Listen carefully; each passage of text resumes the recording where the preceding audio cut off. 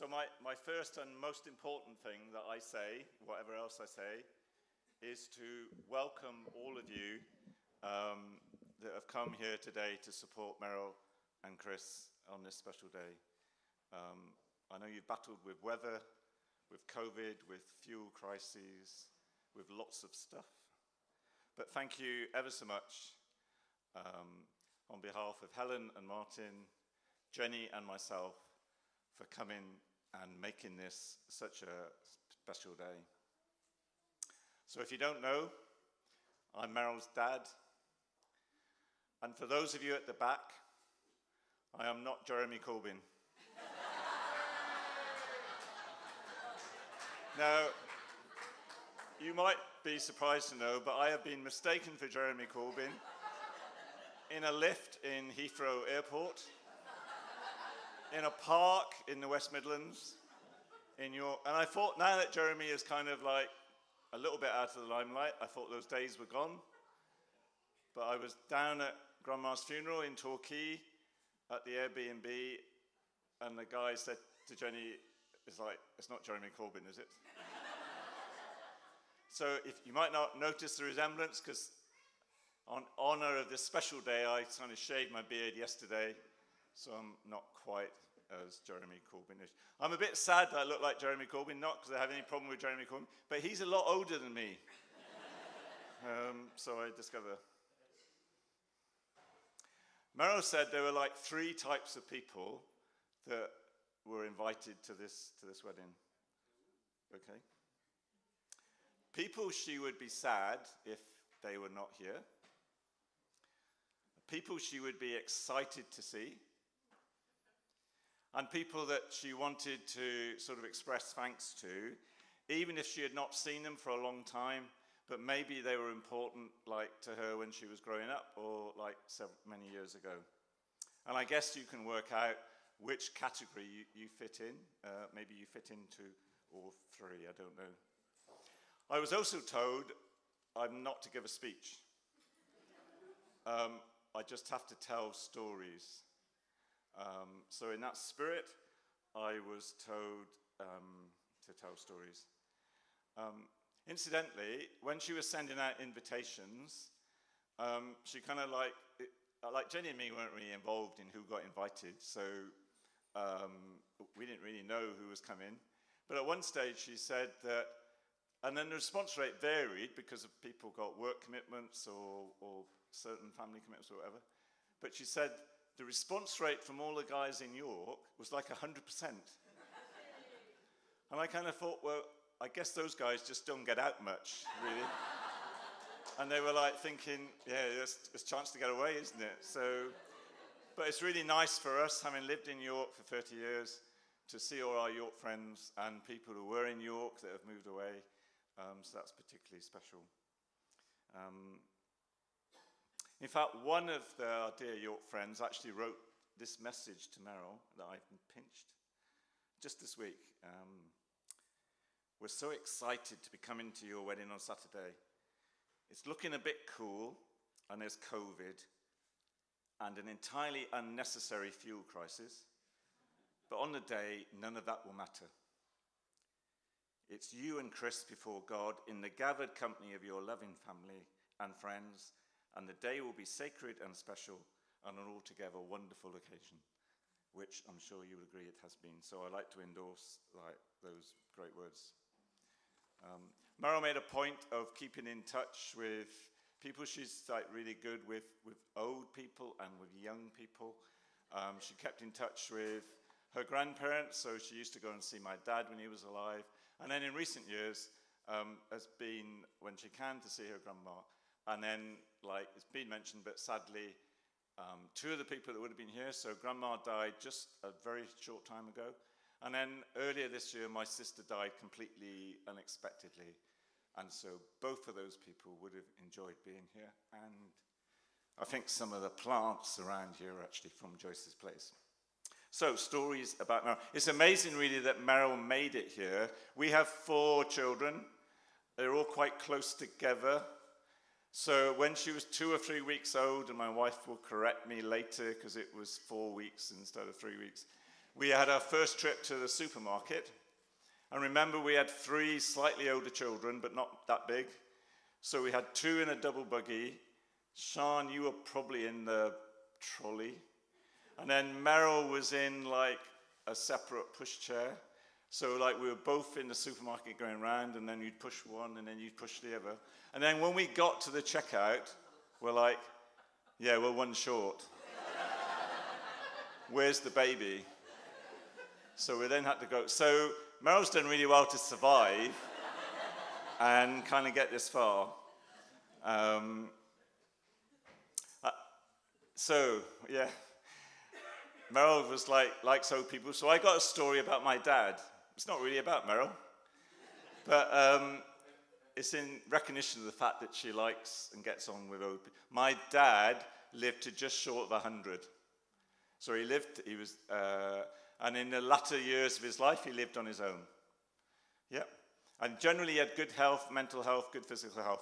But just not long before he actually died, he ended up in hospital. And then everybody agreed in the hospital that it'd be best for him if he went home. So in context, my dad was a farmer, a Welsh farmer, grew up on a farming all his life. But in the hospital, they have like these regulations. There's a couple of doctors who will know. So as to like, they can't just let somebody go home. They have to like fill forms in, and they have to tick boxes. And one of the things they do is they ask the person that's being released a series of questions to make sure that they're competent to be able to go home, okay? So they asked Dad these questions. And remember, he's been on this ward. There's nothing on the walls or whatever. So his first question was, what day is it? Dad had no idea what day it was. And to be honest, most of us through COVID have had no idea what day it is a lot of the time. But if you were stuck in a ward with no like papers or TV or thing, you wouldn't know what. So he failed the first question. The second question was, what season was it? And he looked through the window, and it happened to be August, but it was a bit misty and rainy outside. So he said, oh, it must be autumn. So we kind of failed the second question, okay? And then the third question was, what can you take 7 away from 100? And at this point, Dad had kind of like sort of lost the will to take part in this sort of exercise and wasn't really playing the game anymore. So my sister sort of prompted him. So she thought she'd put it into an agricultural context, okay? So she said, Dad, you've got 100 sheep. 7 of the sheep escape into the field next door. How many sheep have you got left? Dad said, none. They'd all follow the 7 sheep into the field next door. So then my sister said, well, okay, you've got 100. You take 7 to market. How many are left? And then he just took 7 away from 100 down to 93, 86, 79, straight away, no problem at all. The other story I was meant to say is about Meryl. So Meryl has an incredible memory. I don't think it's a photographic memory technically. But when she was about 12 or 13, a group of us from the church had gone for a church weekend, gone to sunny Scarborough, and we stayed in this rather faded glory hotel place that really did like church weekends for youth groups and things like that. Jenny was not very well, so Jenny wasn't with us, but I was also acting in parental locus, or whatever it means, for a friend of Meryl's that came as well. Anyway, the youth of the church group got involved in a bit of an altercation with the youth of Scarborough. Shouldn't really have happened, but it did, all right? And then, maybe it was Julia's fault, I don't know. But then the police got involved, and then they invited, so Meryl and her friend Laura, I think it was, had to go to the police station and look through all these mugshots of all the youth of Scarborough, yeah, to like work out who it was that had been involved in this situation. I think somebody had got hit. I don't think they were too serious, but anyway, this is what... All right, it wasn't too bad, Julie. I don't know why you're complaining. So we went to the priest, and I was there, and I was looking after Laura and Meryl. And Laura just like went through the pages and like, nope, don't recognize him. Meryl, like, she studies like each picture on every page. And the policewoman that was there looking after us was like, come on, this is taking a long time. And then Meryl would say, oh, I saw that one earlier on. And the policewoman would say, oh yeah, we take another photo if they've like changed their appearance. So she'd recognize that somebody was in twice. And eventually we got home and then back to the hotel place. On the way back, Meryl said, oh, by the way, 3 of those people in those lists were serving us breakfast this morning. Like, oh, okay.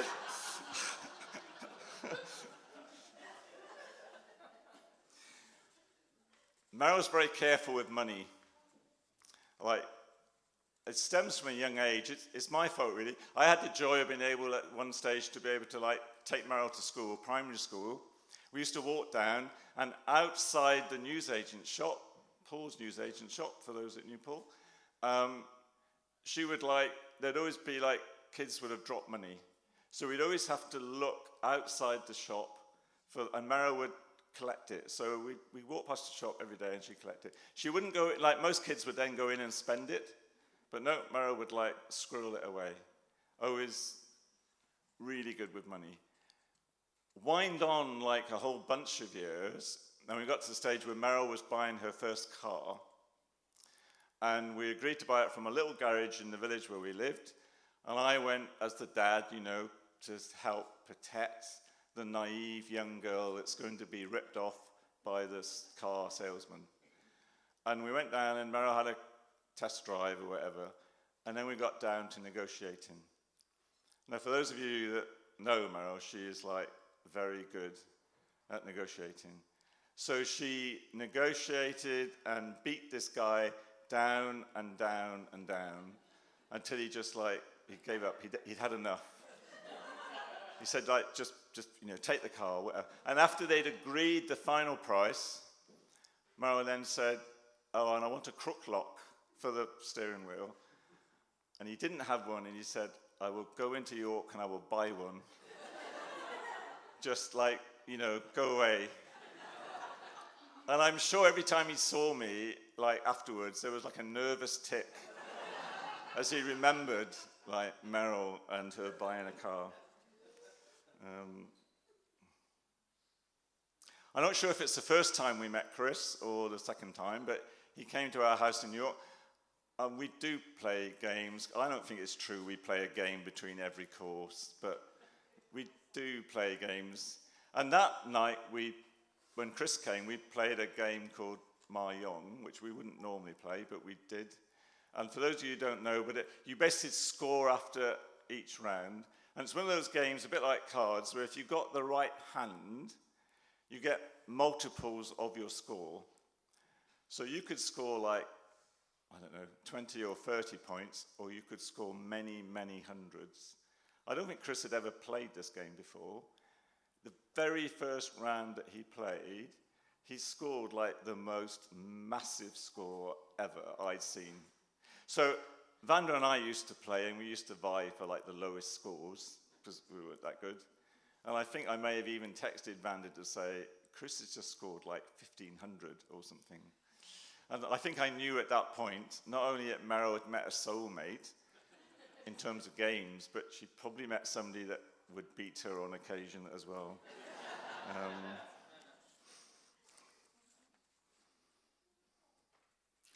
I think I've spoken long enough. I want to finish. I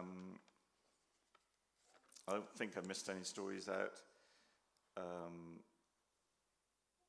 I want to kind of like for those is sorry being a bit churchy for those of you who are not churchy. For in Baptist circles, like sometimes people get baptized, you give like a Bible verse when they're baptized, okay? And I thought, well, we could do that at a wedding.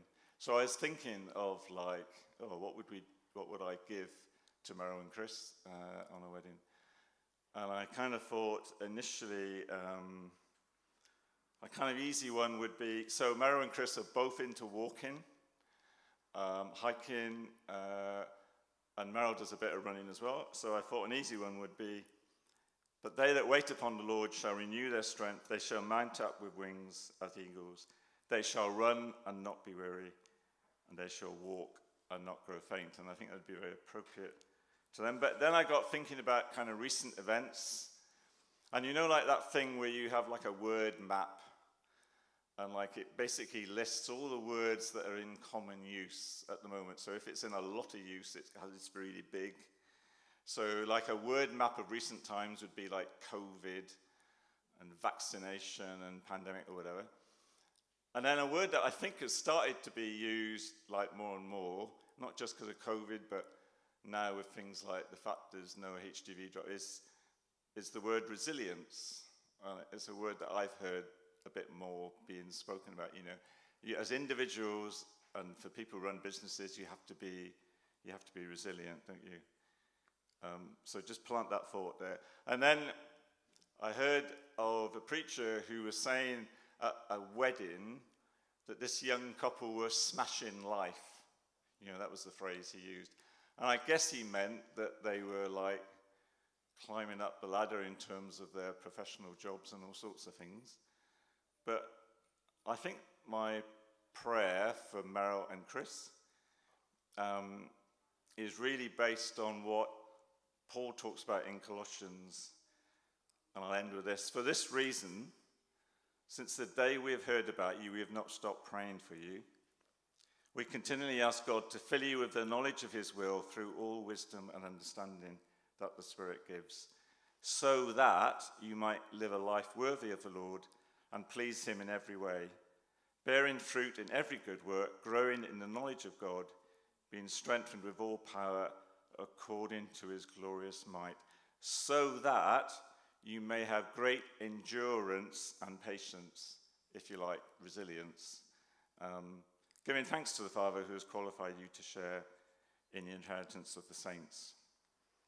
And so I think that's my desire, my wish, my prayer for Meryl and Xris, is that they have that resilience that comes from relying on the Lord.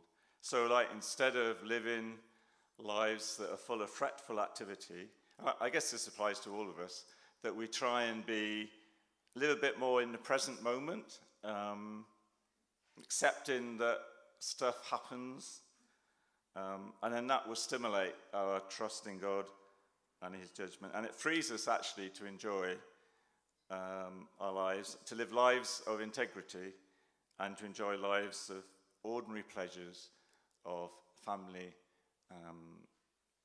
community, friendship. I wasn't sure if there's going to be a toast, but you have glasses of some descriptions or cups in front of you. So can I please ask you to toast Mr. and Mrs. Milliken, the bride and groom.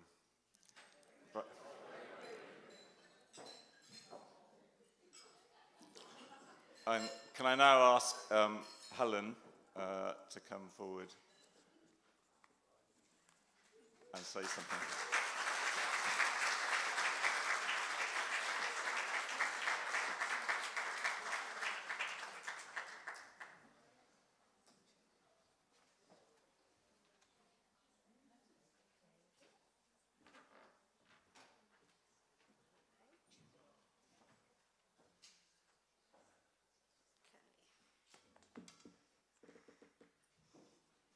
Yes, can just about see. I decided I wasn't going to sort of talk a lot about Xris and from sort of babyhood to childhood to schoolboy to teenager, etc. I just want to sort of to think about more of this last 6 or 7 years. As you know, Xris first met Meryl at cadet camp. Yeah, go cadet camp.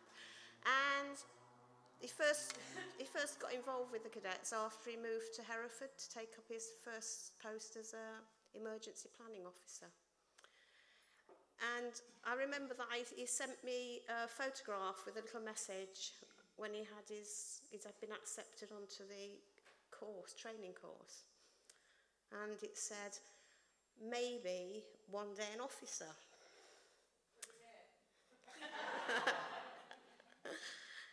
And it's nearly 3 years ago now, Meryl and I had a really exciting day. We were able to go to Sandhurst Military Academy for Xris's passing out ceremony as an officer. That's something I'd never expected to do, and it was a really, really good day. And then it was Meryl who introduced Xris to Chorn Church here. I mean, Chorn Church had been a very important part of her life, and it's become a very important part of Xris's life as well. And almost exactly 2 years ago now, Martin and I were very proud to be able to come here to the church for Xris's baptism. It was a really moving day. And I must say, I've only been to Chorn Church on a few occasions, but I've come to realise that it isn't just somewhere that you turn up to or zoom into on a Sunday morning for a service. It's very much a community, providing a lot of friendship and support. And today wouldn't have happened without the community of Chorn Church coming together to help set everything up, organise everything, do the catering. And I'm sure you'll agree it's been an absolutely splendid meal that we've had today. And we've had a brilliant day, full stop. So well done, Xris and Meryl, for organising today and getting us all organised to do our little bit. And today I can officially welcome Meryl to the family, but I must say that since the first time we met her, she has been very much part of the family. And we've been very lucky these last few years, even with COVID and everything else, to have some really lovely family holidays. We've been to the Lake District, the Peak District, and this summer we were in Cornwall. And as I'm sure you'll realise, Meryl and Xris are there poring over the OS maps to plan their, well, hikes, not even walks. And the rest of us, well, we probably join them for the odd walk or part of a walk. But one thing I can say is that if you go out with Meryl and Xris, you feel very safe. As well as the usual first aid kit, extra waterproof coats. Xris also carries with him emergency rations. And 3, if not 4 ways to start a fire. So if we ever get lost and stuck on the mountainside, then we'll be fine. And so I'd just like to say that, congratulations for today. It's been a very proud day. I've loved every minute of it. Have an absolutely brilliant honeymoon. I don't know if Meryl knows quite what she's in for yet, but, I'm sure you'll have a lovely time. And just to wish you every happiness as you embark on your journey together. Okay. So, love you. Okay, Xris.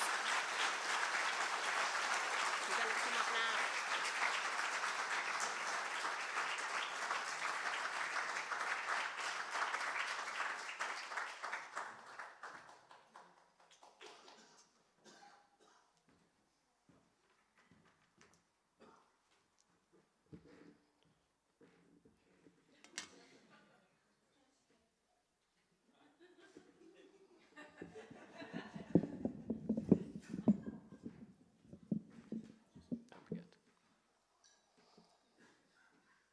Love never fails, but where there are prophecies, they will cease. Where there are tongues, they will be stilled. Where there is knowledge, it will pass away.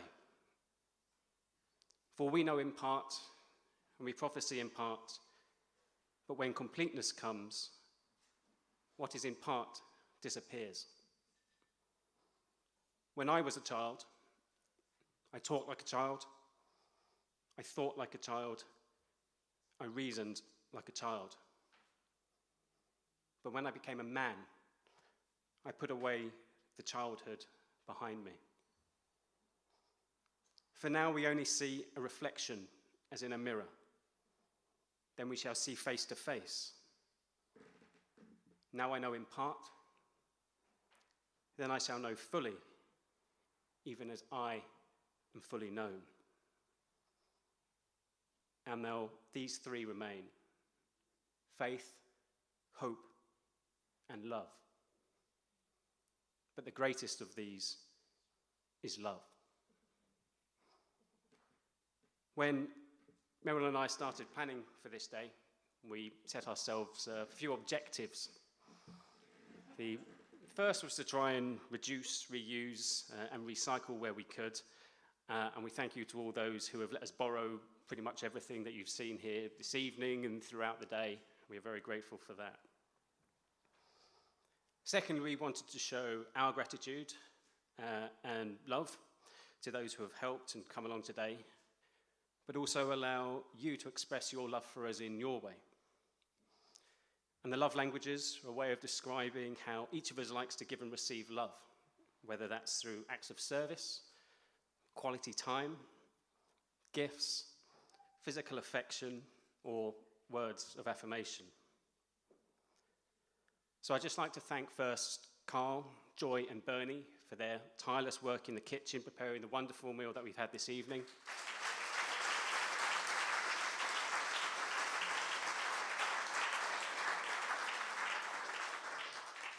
And to Malcolm, Emma, and Jane for their work serving us tonight and throughout the day. Thank you so much.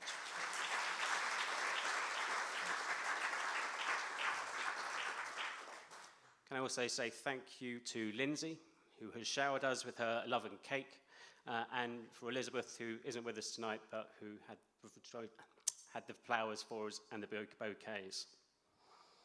Also, our thanks to the Thornhill Band for their help, and to you, Julia, for stepping in at short notice, and for all the songs and for the worship.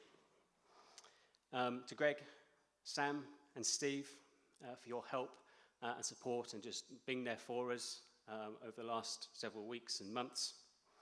And then finally, again, to the bridesmaids, Becky, Julia, Angelou, thank you very much for your help and your love for Meryl, not just today and yesterday, but through her life.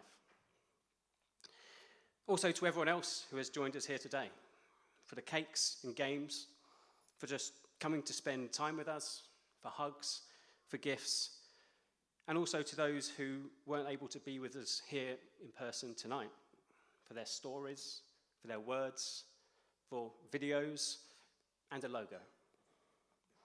We both feel immensely blessed by your love, and we are truly humbled by its awesomeness. Our third objective was to share our story. And some of that has been dotted around the building here today and on the website, and has also been shared by Mervyn and by Helen as well. But where do our stories really begin? While they might have begun on the same day 2 years apart in the 80s, it was 20 years ago that we both made decisions that changed our lives, whether we knew it at the time or not.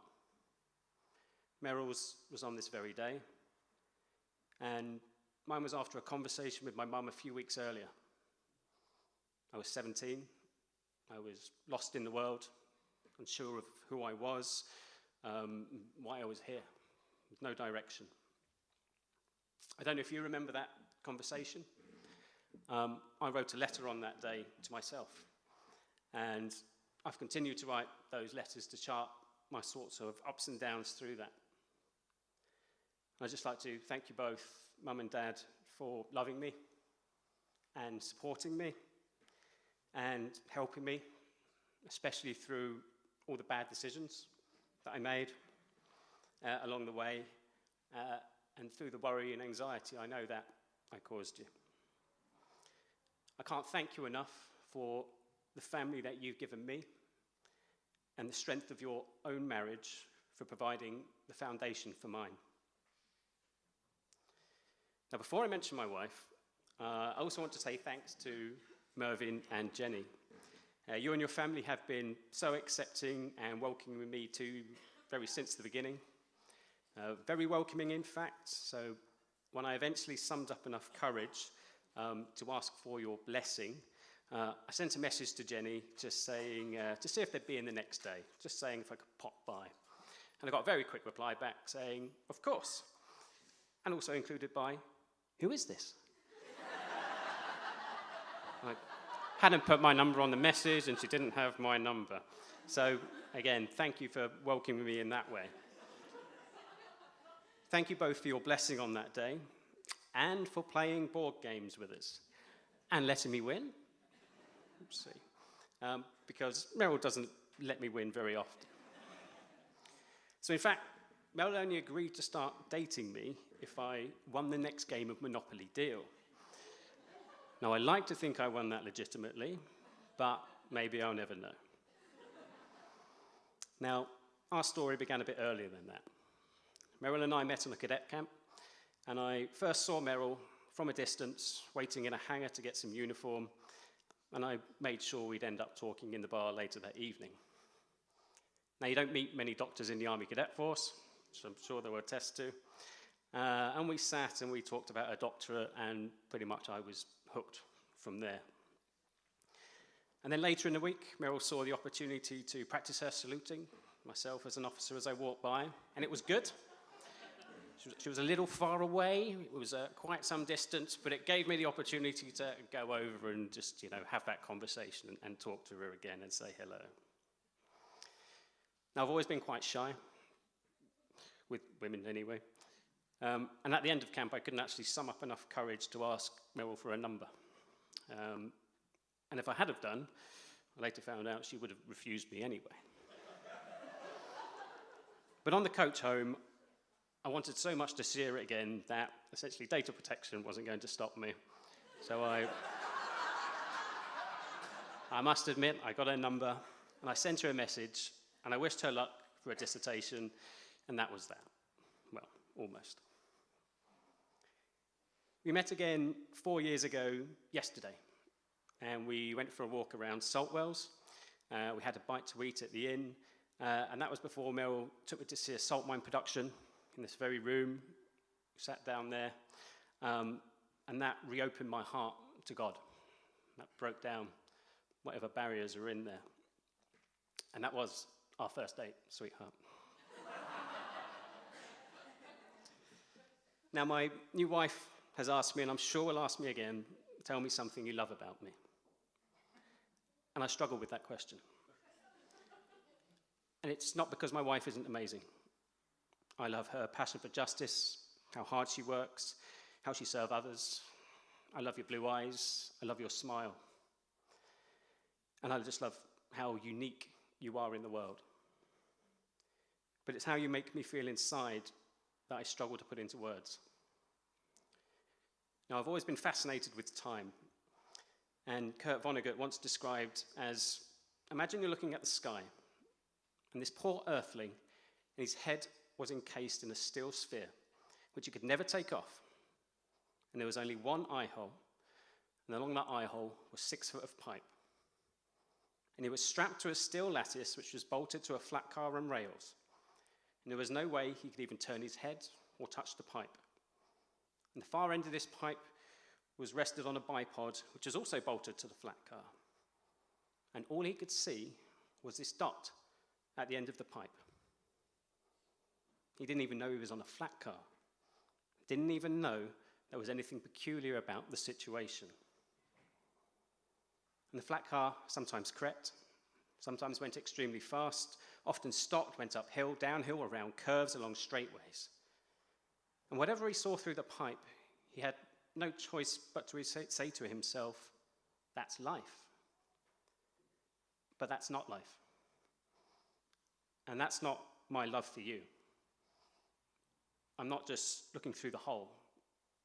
I'm looking all around it. And even though the vows we made today, or through the vows we made today, our marriage is bound to this life, our love is not. Because I have always loved you. I loved you before we met. I loved you before we were born, before the planets and stars were formed. I love you now, and I will continue to love you for all of eternity. Our individual stories were always going to become our story. And the 3 strands of our lives are forever written onto the sky of time. And through faith, I know that our story now is to save others. And that to help us do that, God brought us together to save each other first. Thank you. I'd like to invite my wife.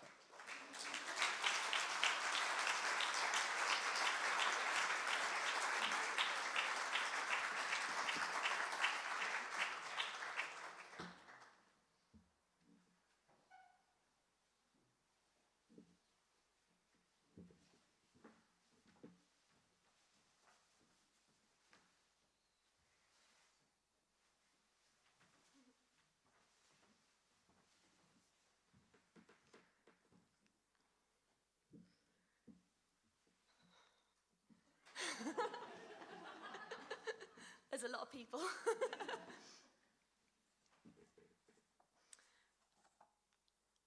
4 years ago, I invited Xris to Chorn. If I'm honest, I expected him to say no, and I thought inviting him to church would be an easy way to get him to lose interest in me. Thankfully, I was wrong. As you've heard, Xris said it was date, and I was adamant it wasn't. But tonight, I'm so proud and so happy that I get to be your date. And not just for tonight, but for the rest of our lives. Xris is so patient and caring, and he has taught me so much. A few things he's taught me. So the first thing Xris ever taught me was how to salute. He was the first Army Cadet Force officer that I'd ever saluted. And unfortunately, as he pointed out, I hadn't been explained that you need to be within the vicinity before you salute. So I did it from across the other side of the drill square. Whoops. Don't cheat. One of the next things that he taught me was that I've been using fabric conditioner instead of laundry detergent to do my washing for several years. Thankfully, he has no sense of smell. And he's clearly not marrying me for my domestic skills. But the best thing Xris has taught me is about grace and God's love and grace. Whilst it might have been me that brought Xris to church to teach him about God loves and grace, it's really Xris who's taught me how to live it out. Thank you. I never expected our story to go this way, but time after time I found that our stories have been ones of God's grace upon grace. And grace just means getting the good stuff, not because you deserve it, but because it's a gift from God, because of his goodness. And our story isn't over yet, and I don't really know where it will go, but I know that all our lives God has been faithful, and he will continue to be faithful. And this is just the beginning of what's going to be a glorious unfolding. So here's a little something about our story that I wrote. And it's called Unfinished Story.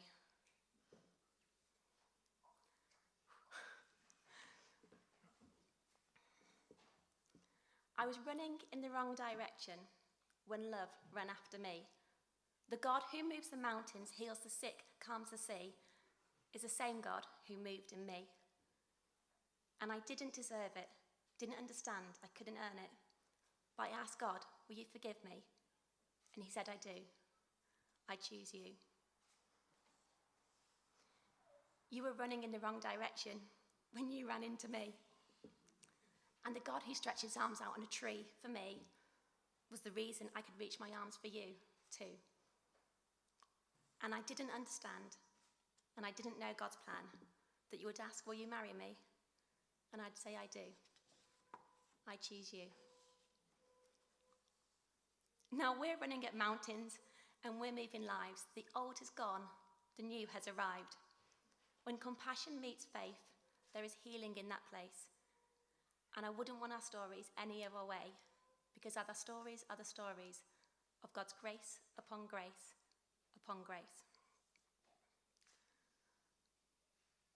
I don't know what tomorrow holds, but I know who holds tomorrow.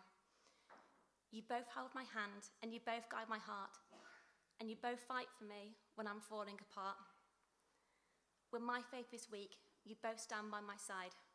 You both chose on this day me to be your bride.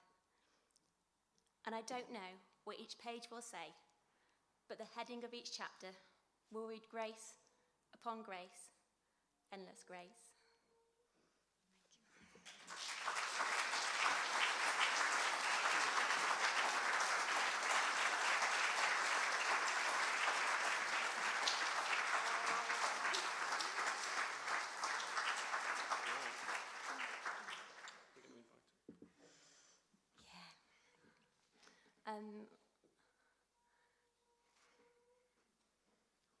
Brilliant. We are going to do our first dance. And when we say first dance, it really is our first dance. So last Saturday was the first time we'd ever done a dance to a whole song all the way through. And it's this one. So it's our first dance, first dance. So Terry, just drop this down.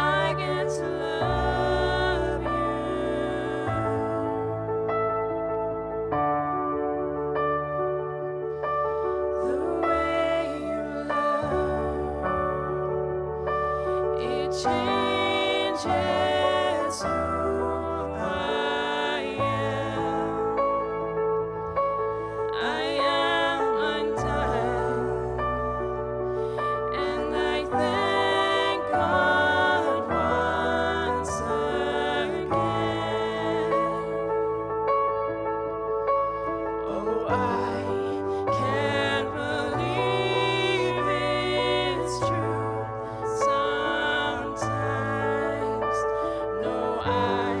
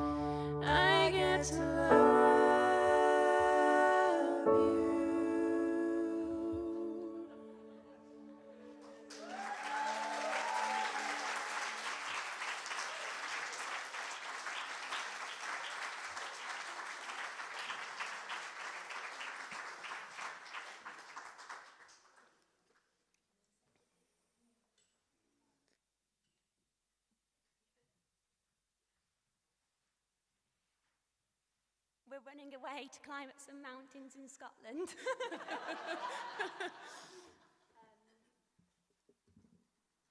So, if you want to get up, we're going to go outside, form a nice little tunnel, and we're just going to run through the tunnel, and you'll see this yellow bumblebee. We're getting into that bumblebee and driving off. So thank you so much for everyone for coming. You've all been absolutely amazing. And get up, form your little tunnel around, and we look forward to seeing you all soon and having more stories and games together. Thank you. We'll sing after this because I'm going to cry.